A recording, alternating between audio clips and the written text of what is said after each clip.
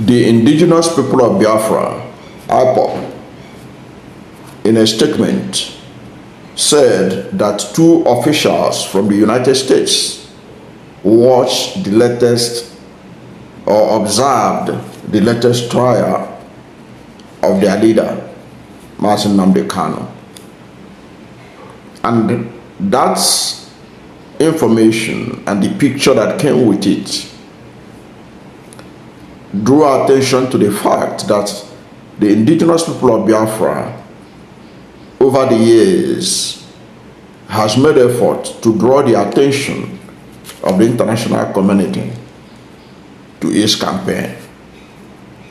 And for the first time in its campaign, the Indigenous People of Biafra is having a government in the United States in which IPOB is not an alien to it. I'm talking about the administration of President Donald Trump, whose chief of staff has worked with IPOB to draw attention of IPOB's campaign to the United States government over the years. So we're going to look at this issue and to show how IPOB had made effort to be on the positive side of the international community, especially the United States. Don't forget that the United Nations have become like a toothless bulldog, that IPOB, from what I have observed and what is already in public domain, have made effort to get the attention of the powers that be in the international community, particularly the United States. And now somebody who is very close to them, who have worked with them, is the person in charge of the White House. I'm talking about Susie Wiles. Susie Wiles is the most powerful person in the White House right now after Donald Trump, if you know how that structure operates. Because anything that Susie Wiles wants is likely to be what Trump will work on. And don't forget that as the chief of staff to the president, Susie Wiles is the person that determines what should be of concern, an issue that Trump should address or not. So I'm not surprised that two US officials were in Nigeria to observe the trial of Nnamdi Kanu. It had been there in the making for quite a while, and we're going to look into it. But let us look at how IPOB had made effort to draw the attention of the international community to its campaign.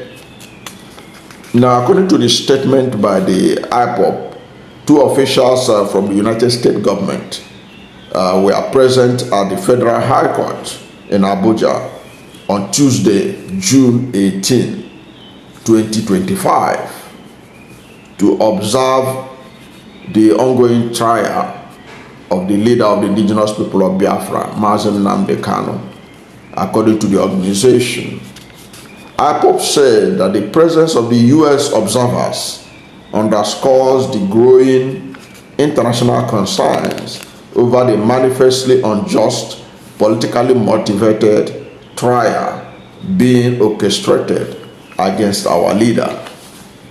In a press statement issued after the hearing and signed by Comrade Emma Powerful, Media and Publicity Secretary for IPOB, the organization described the day's court proceeding as a shambolic display by the prosecution, claiming that its principal witness, codenamed PW-DDD, crumbled under devastating cross-examination by the defense. Now, that was their statement. Now, let me also talk about the main gist of this video. that over the years, the IPOB have tried to draw attention of the international community to its campaign. And this effort is through lobbying, because the IPOB itself has packaged its campaign as that of a liberation movement fighting for the liberation of each people.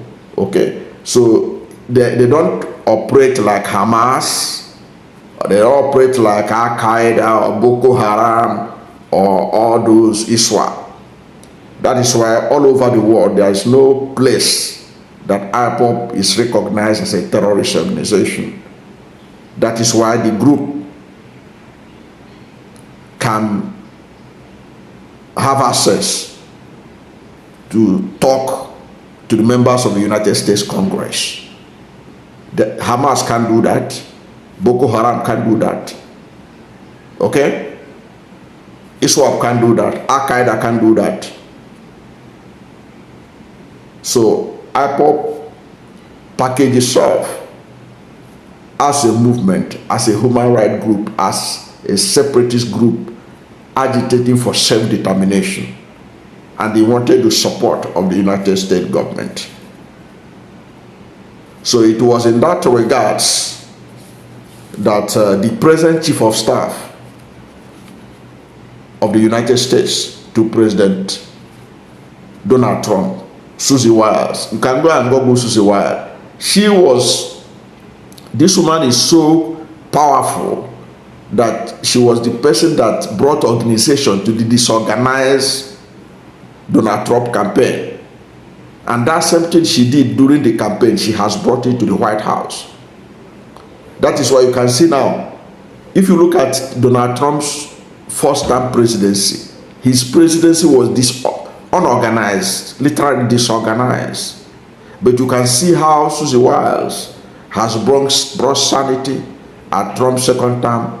What she did that brought victory to Trump during the campaign, she has translated it to the administration of Donald Trump now as the Chief of Staff.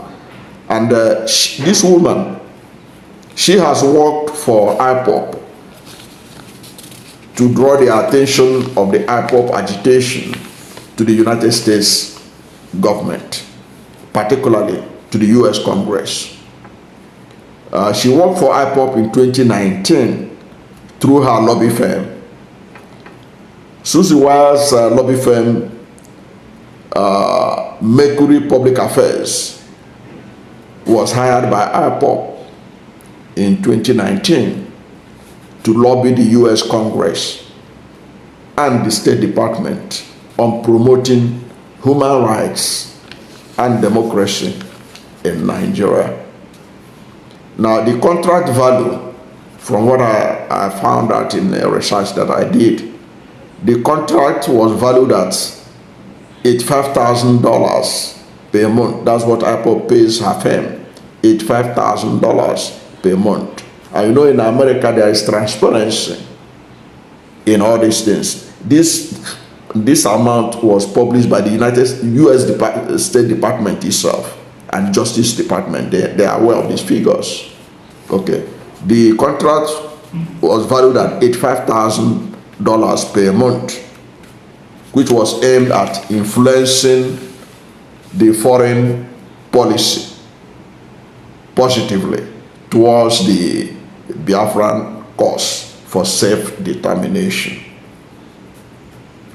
Now, although the firm only disclosed $254,000, IPOB, as at the record I've seen, has paid this firm $254,000 in payment. And this was recorded because, you know, America is, they try to be as transparent as possible. This was what was documented by the Department of Justice as at 2020. IPOB has paid $254,000 to Susie Wiles' firm in order to draw attention to the problem that they are fighting for, which is self-determination. So Susie Wiles has been involved with IPOB. Susie Wiles has worked for IPOB. Now, since she became the chief of staff, she has resigned from that her company, but the company is still there. So it doesn't stop that company from working for IPOB. Now, what made me to put 1 and 2 together was the latest report that some U.S. officials observed Nnamdi Kanu's trial. And I want to tie it to the fact that, because this is the first time it's happening, this thing couldn't have happened under a Biden administration.